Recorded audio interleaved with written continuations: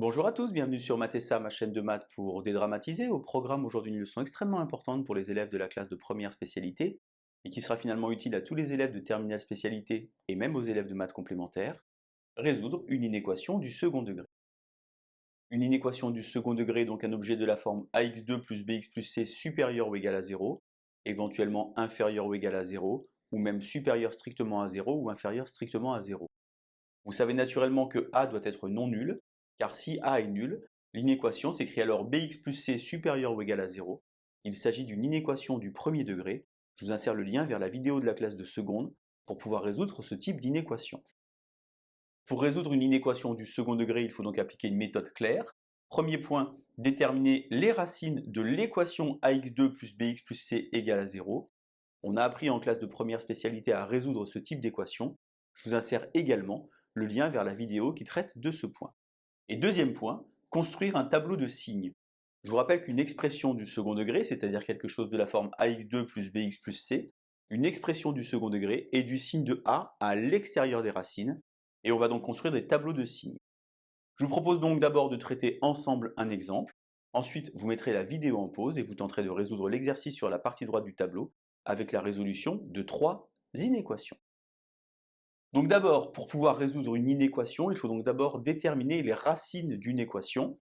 On pose donc à l'aide de notre petit delta, a égale b égale c égale, dans la marge moins 3, 5, 2, et on cherche donc le discriminant b carré moins 4ac. Delta égale donc 25, 4 fois moins 3 moins 12 fois 2 moins 24, moins 24, plus 24. On obtient donc delta égale 49.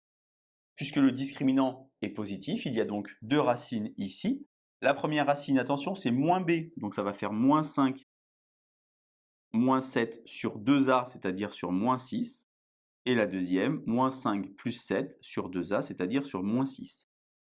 Je vous rappelle qu'il n'y a pas de première et de deuxième racine. Vous avez peut-être retrouvé ici moins 5 plus 7 sur moins 6 et ici moins 5 moins 7 sur moins 6.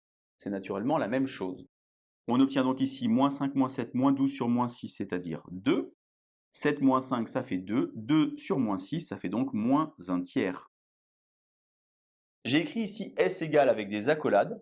C'est naturellement une erreur, car ici on ne cherche pas à résoudre une équation, on cherche à résoudre une inéquation. Il faut donc compléter un tableau de signes et ensuite donner l'ensemble des solutions.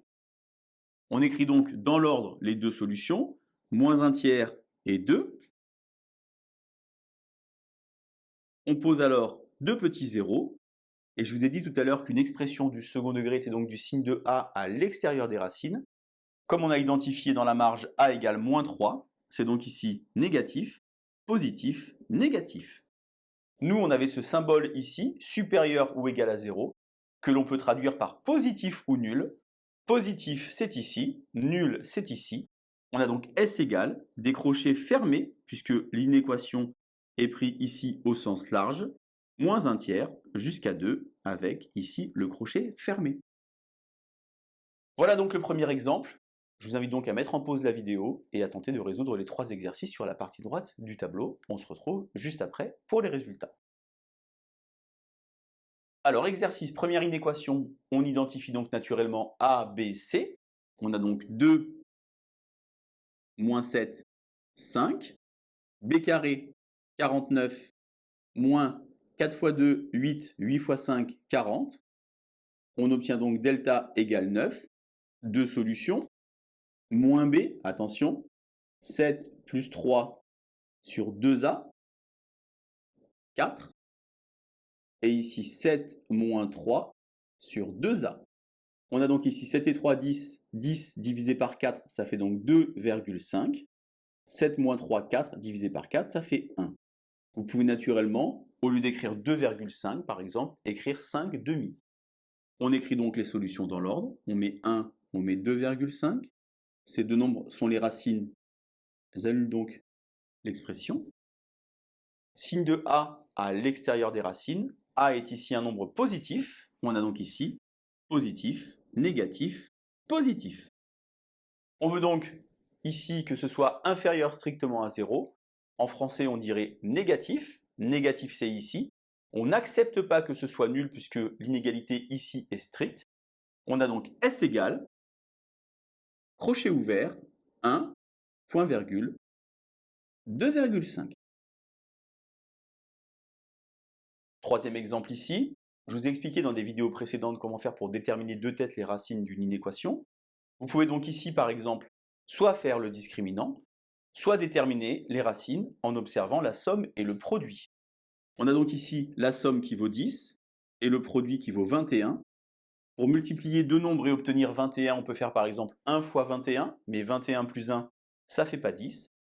On peut faire également 7 fois 3, 21. 7 plus 3, ça fait 10. Les deux racines de l'expression x carré moins 10x plus 21 sont donc 3 et 7. Je les écris alors comme ceci.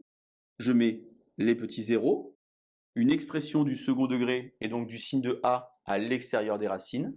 Le a ici, c'est le coefficient unitaire qui est à cet endroit-là, c'est-à-dire 1, plus, moins, plus.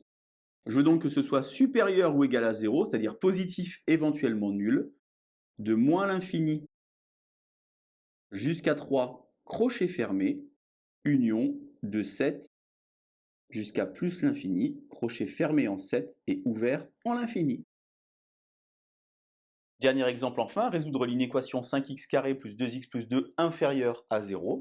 On identifie A, B, C. B carré moins 4 fois 5, 20, 20 fois 2, 40. On obtient donc un discriminant négatif.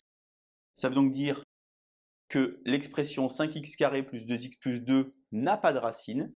Une expression est donc toujours du signe de A à l'extérieur des racines. Puisqu'il n'y a pas de racine, cette expression est donc toujours du signe de A. A est ici un nombre positif. Nous, on voulait que l'expression soit négative.